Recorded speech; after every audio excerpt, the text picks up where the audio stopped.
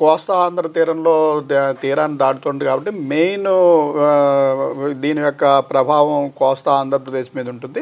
తర్వాత ఆంధ్రప్రదేశ్‌ని దాటి తెలంగాణకు ఆనుకుని వాయువ్య దిశలో ఇది పైకి మూవ్ అవుతుంది. ఈ మూవ్ అయ్యే క్రమంలో మనకి ముఖ్యంగా తూర్పులో ఉన్న జిల్లాలు అంటే ఒక 3 జిల్లాలకి ఈరోజు మనం రెడ్ అలర్ట్ పెట్టడం జరిగింది. మనం ములుగు జిల్లా, అలాగే మహబూబాబాదు, భద్రాద్రి కొత్తగూడెం ఈ 3 జిల్లాలకి రెడ్ అలర్ట్. ఈ 3 జిల్లాల చుట్టుపక్కల ఉన్నటువంటి మనకి వరంగల్, హనుమకొండ, ఇటువైపు ఖమ్మం జిల్లా, పైకి వెళ్తే మనకి ఇటు కరీంనగర్, పెద్దపల్లి, ఇటు మంచిర్యాల ఈ జిల్లాలన్నిటికీ కూడా మనం ఆరెంజ్ అలర్ట్ పెట్టడం జరిగింది. రెడ్ అలర్ట్ అంటే 20 సెంటీమీటర్ల పైబడి రెయిన్ఫాల్ పడే అవకాశం ఉంటుంది.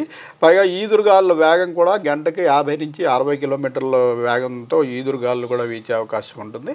ఆరెంజ్ అలర్ట్ అంటే 12 నుంచి 19 సెంటీమీటర్ల వరకు రెయిన్ఫాల్, 40 నుంచి 50 కిలోమీటర్ల వేగంతో ఈదురుగాలు వీచే అవకాశం ఉంది.